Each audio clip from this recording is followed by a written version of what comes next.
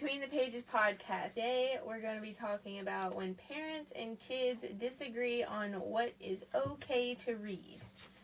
And every parent hits that moment, every family, when the kids have one opinion, the parents have a different opinion, and normally is, well, everybody else is reading it, so how do you deal with that situation? I'm Jimmy. This is Sarah. This is our podcast. Thank you for joining us today. That's a good topic. That's a good conversation thing because it's not just what kids want to read. It's like what event they want to go to. Oh, all my friends are going to that. Or, what, television show or movie they want to watch, and it may not necessarily, you as a parent, you may not think that that's, appropriate for their age bracket. Well, all my friends are doing it. So there's or it doesn't align with your beliefs. It might be appropriate. Everybody else is. There were some, a school-sponsored event, but it doesn't align with your beliefs, and so you're like, no, we're not going to participate. Yeah, that's a good point. That's probably a bad choice of words on my part, but yeah, y'all get what I mean, right? I mean, if you're a parent, and so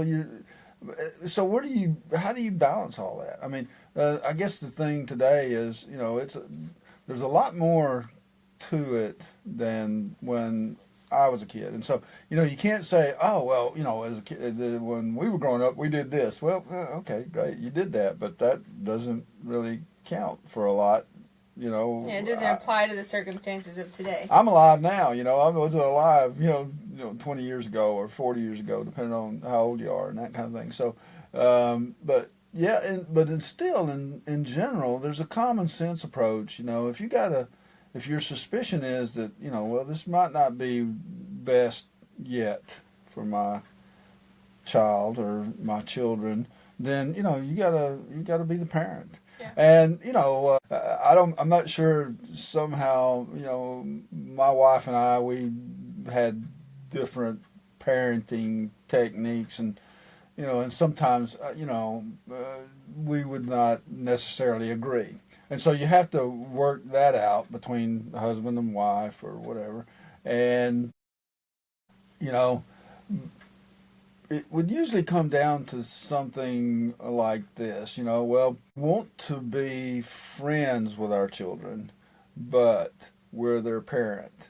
Okay, and so parenting is different than friendship.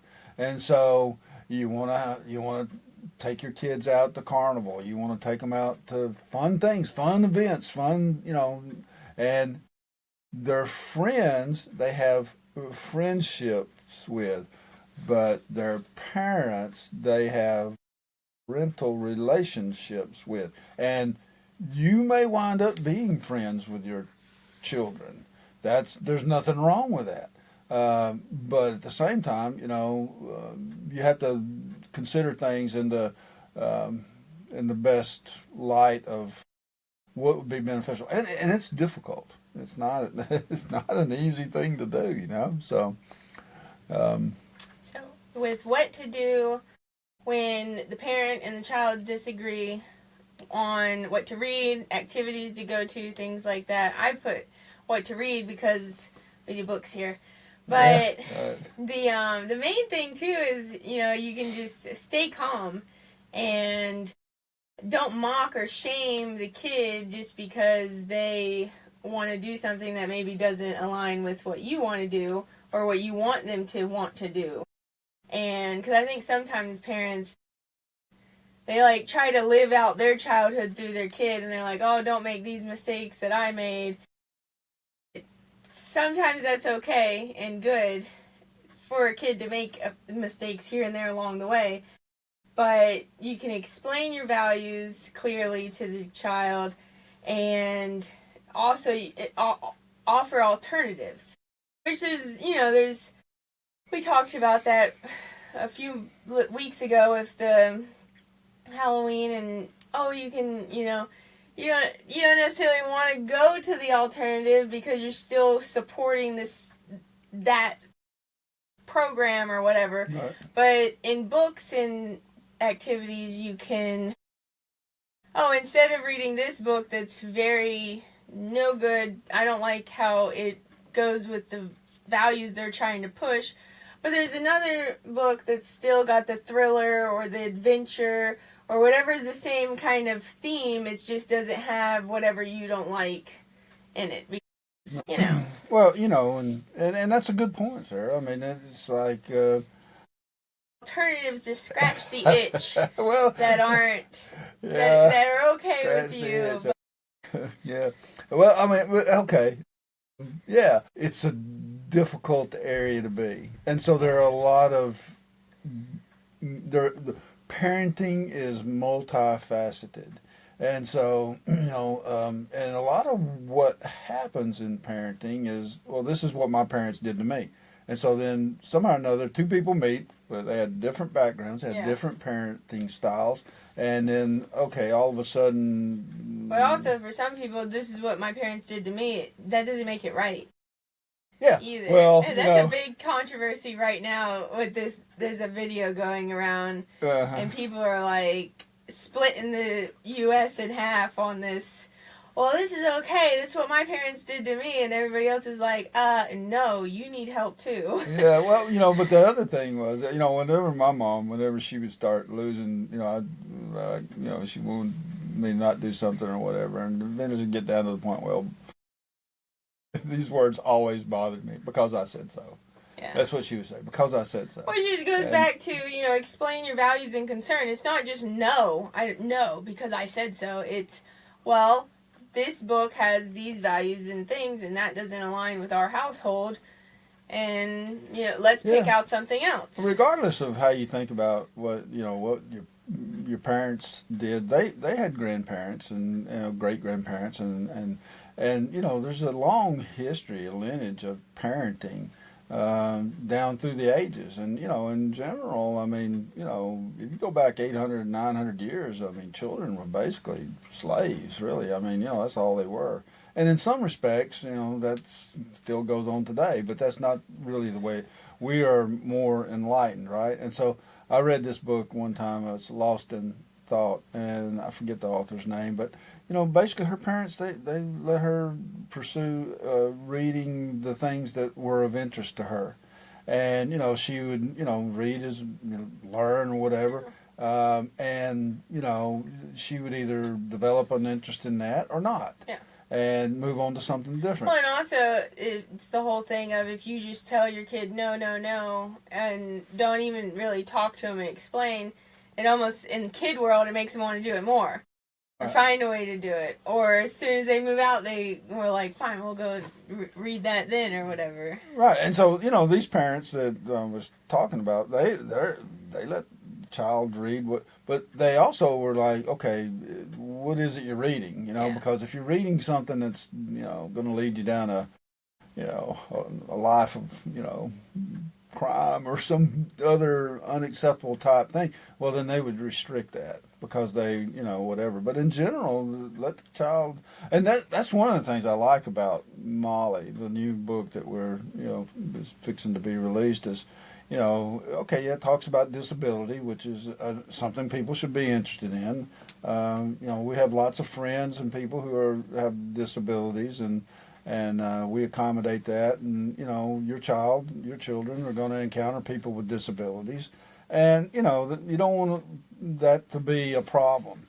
You want your child to behave not with respect, not with just this, abuse kind of. Yeah, because the goal is really, it's not just controlling them. The relationship is more important in building that foundation than just winning the argument on can you read the book or not. Because, you won, your kid's not going to read the book you didn't want him to read, but everything you did to get to them to submit or whatever, because that seems like what a lot of parents, not a lot, but some parents, they go with that, and then the kid just does it because they said so. They didn't actually learn the reason behind it to align their values with the parents' values, because the kid's growing their own values themselves. And so they just do fine, whatever, and then that relationship is just a little bit damaged along the way. Yeah, and I think because I said so is just a way to end the conversation without without really ending it. Yeah. I mean, it just, but you stop. And it's almost like, do you know why you're saying no? Well, you're just saying no because. Well, when we were kids, and Ma, she would send us out, and she'd say, "Be home when the streetlights come on." And you cannot do that today. No. You cannot say, "Oh, be home when the streetlights come on." I think about that often because it's like even when we were growing up in those townhouses, we would get off the bus, finish our homework, and go play. We were able, I was in elementary school, able to get off the bus without a parent there. Right. Cannot do that today. Right. And walk to the townhouse, do my homework, and then go play with the other kids. You can't do any of that today. Right. And it's not just like, because my kid can't handle being at the house by themselves. Well, I was by myself because Adam was there. He's a high schooler. But you can't just go play in the front yard because the tell them what's going to happen. Delivery person picks your kid up, or that happened like a year ago, or something. It's just like there's so much fear-based restrictions that we didn't have that these kids now have, and so then it's like, what are you supposed to do? Well, you want them to go play and have fun and adventure on their own. There's so much, like you say, the helicopter parenting, and the helicopter parenting is almost forced on us because we don't want outside influences to hurt our kid. Where if everything was perfect, kid could just go play and enjoy, and there would be no problem. Yeah, I agree with what you're saying, but some of the friends I had growing up were not my friends, really. I mean, they were, and so, you tend to associate with people who may not have your best interest in mind. Hopefully what will happen is you outgrow that. It's important to explain the values, not just force it on your kid, because really you're not just saying no, you're teaching your kid why. Well, then they go, oh yeah. Sometimes not, Yeah. Little 3-year-old's not going to go, oh yeah, I'm not supposed to do that because oh yeah, they will. They will go there. They will. I'll do what I want. You're not the boss of me. So it's like, eventually they actually, accept those values too, and they're like, well, I'm not going to do this, not because mom and dad said so, because I don't want to do that, because I don't think I should do that. And then when they're in those tough situations with different people, or they are at the bookstore and they can buy their own book, they go, that's just not what I want. It's not what I want to partake in. And like with Thanksgiving coming up, I can remember, we would go to other people's, relatives and whatnot, go to their house for Thanksgiving on occasion. The kids were, they had a separate table. They weren't at the table with the rest of the adults. Even at the one family member's house, they have a separate table, and it's everybody's adults, but it's like there's like a 30 cutoff, and it's like everybody over 30 gets to sit here. All the 30 to 19-year-olds sit at the other table, and it's because there's just so many people. You can't have everyone at one table. Well, yeah, another thing. But also, then you have the more adult conversations and the other, right. And so the adult conversation is a lot different than the adult conversation, and those conversations differ greatly between the children's conversations. Oh, yeah. They're talking about the latest, And then the peewee conversation, the little, they're just like, where's the arts and crafts? They said there was cake here. Cake! Yeah. There's going to be pie if we eat all our turkey. Yeah, I remember you used to, when Eleanor E. So I got where I would ask Eleanor, can you spell cake? And she'd be like, no, I'm like C-A-K-E. So she learned that when you were spelling it, that's what that bothers you still, doesn't it? It doesn't bother me. It doesn't matter. Okay, but there's that. So that's just one aspect of it, though. The books you read, and going back to Molly. I mean, that book. It's talking about tending to injured animals. Yeah. They spark an interest in veterinary type care. And make a child want to become a veterinarian. It's talking about there's a process with how peeps, little baby chickens, how they get here. And even once you get them, it's not just peeps came here, put them in a box, give them some grain. It's like it's so many different things because they're just so dainty and fragile. That kind of thing might spur an the child's Yeah. interested in biology. You know, if you were to buy an incubator and get some fertilized eggs and, you know, go through the 26-day or so process of Oh, hatching Eleanor eggs, couldn't handle it. I She mean, could barely handle this rocket in the water. It's supposed to, like, 24 to like 48 hours, it's supposed to split open. And she's like, every 5 minutes, is it going to open? Is it popped open yet? Is it here yet? but She yeah, could have 28 days. you Is ne- the peep out yet? Is the peep here yet? well, you never know what's going to pique Maybe a it would child's train her interest, some, right? I some mean, you know, so patience. so a book like Molly is a good book to read because it not only deals with veterinary type care, it deals with biology, but it also deals with the business aspect of things. You know, so this is how much. I mean, you know, you got to feed them. You know, Yeah. this is what kind of grain you give them to begin with, starter, chick starter. You transition them over to real food after that, and then at some point, a period of time goes by, 26 weeks on average, they begin to lay eggs. Yeah. And so then you can talk about math. You got peewee eggs, small eggs, medium eggs, large eggs, extra large eggs, jumbo size eggs, and there's a scale, and you weigh them, and they weigh a certain number of grams. I think it's over 90 as a jumbo. And so you can grade your eggs. In addition to that, there's grade A, which is what everybody knows about in the store. Go in, I want grade A eggs because that's what's for sale. But there's grade B. Oh, and it's a type of egg that's not really you want to sell, but it's potentially edible. And so the thing is that there's all of that conversation in a single book. And who knows what that? I mean, it may get someone's interest in nutrition, Yeah. what you feed chickens, and for people, it may get someone's interest in math on like how do you calculate the size of an egg, and all of these top themes are in there, and they're topics that you can pursue from a single book. That well, here, read this book on how to measure grams and egg sizes and all of that type of thing. And once they've explored that, they may decide, well, that's just not something I care anymore about, and move on to something else. Yeah. But you never know. A book like that could wind up your son or daughter or both could wind up being veterinarians just because of a simple book that they read that talked about caring for animals. And in the book in Molly, the little E, she's tending to the foot of the injured chicken, but she's remembering when she had a foot injury and how somebody tended to her, a doctor of some type or something. And so, because something was done for her, she now feels the need to do it for an animal. So you just never know. Yeah. And so I don't think you want to restrict. Well, but it's what they absorb. Yeah.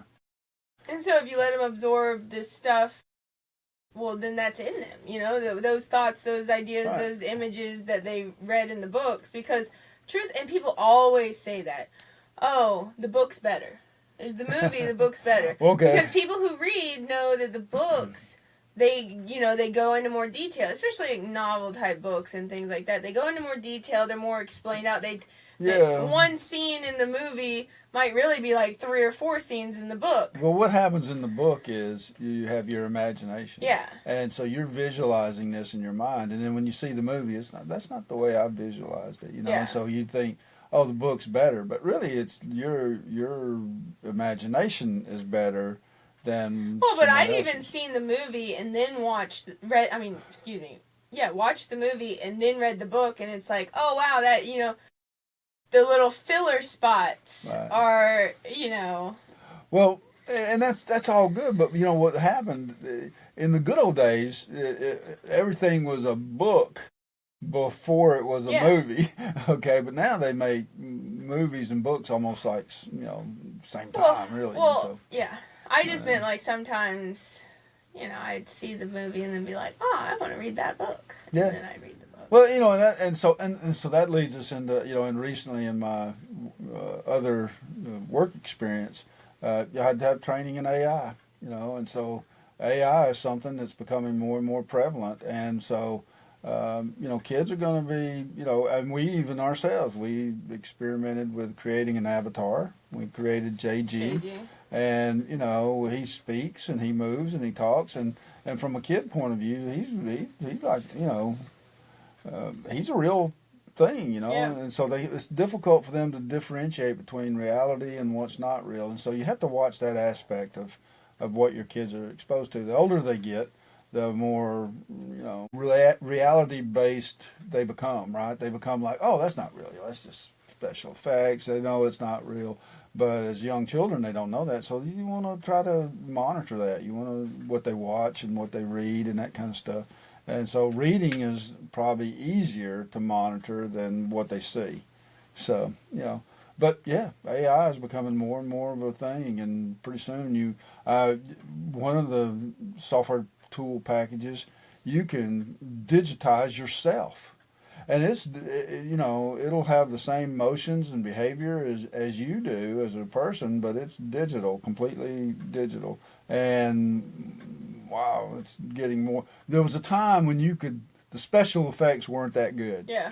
Okay, and That's what I say. I was like, I don't watch scary movies. I don't like them. But if I was gonna watch a scary movie, I like the ones from like the 50s, Yeah. the 70s, because it's so not bad, but it's so not believable Well, that it's like, okay, this is tolerable. Now it's just like, it's just so much yeah. that it's like, Well, I when don't we know. were, and I'm glad you mentioned that because when we were growing up, television was just a metal box. Yeah. I mean, it wasn't like these flat panels like you got today. It was a box. It had a cathode ray tube in it, and a lot of other tubes and that kind of stuff. And we got 3 channels: ABC, CBS, NBC.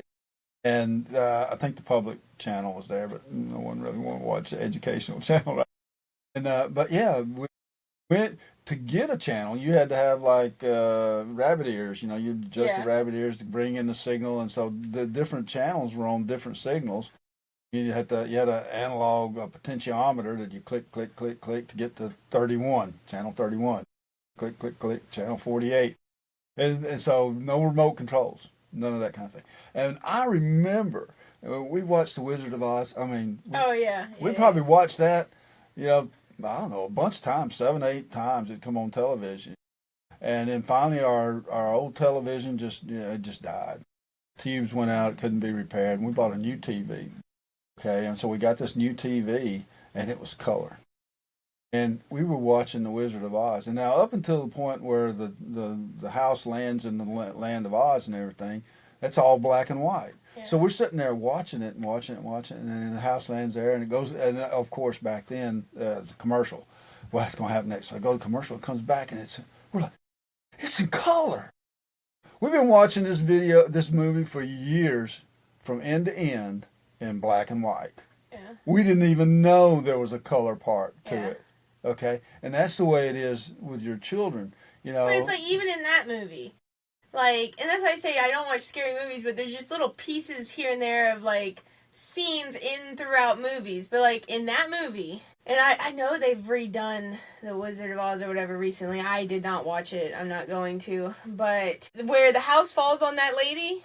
Nowadays, with all the special effects, there'd be like all kinds of stuff going on, other than just like, oh, her feet roll back up. Yeah. That's not scary. That's not terrifying. Yeah, no. Nowadays, there'd be so much edited effects to it that it'd be like, did that really happen? Yeah. Well, I mean, there's a lot of background behind it. The Tin Man, he had silver makeup. Well, that stuff was toxic. Oh yeah, he like had everybody in that movie. I saw a thing on it. Everybody in that movie had some kind of like problem with their effects that they had on their body. One of the things that we do know is a health hazard, and that's they used to use asbestos for snow. And when they did the poppy scene and the snow comes down, that was all asbestos, So it was like, and so things are better now in the world. But at the same time, it's more difficult to tell the difference between what's real and what's not real. Oh, yeah, big time. And I like just brought that up. There was one AI video I saw recently, and normally, like, you can tell. This is an AI video. It looks good, but it's just a little off. And there was one that it was like, I was watching it and watching the person talking, and I was like, it took me a minute. I was like, this is fake.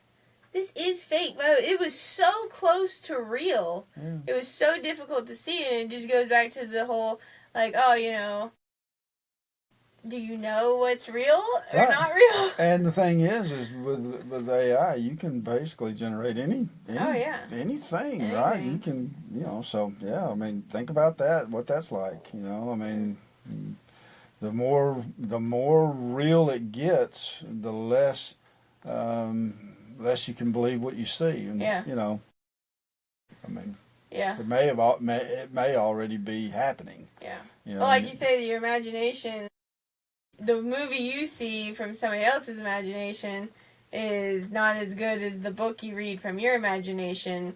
Well, then everybody can make their imagination on screen. Yep. Whereas before you had to, go into Hollywood and get this, degree or do these things to become someone who could make their imagination be on screen for everyone to see. Now anyone really can do their own. Well, the theme of Molly, is I can do all things through Christ who strengthens me, right? But, a different book would have the same kind of characters, same kind of thing. Said, well, you can do all things yourself. Yeah. Because you're super special, or you're this or that or the other, and it becomes. And so we try to take in our books the focus off of the person and put it on God at some point with a biblical message. And so that may be a message you want to communicate to your children.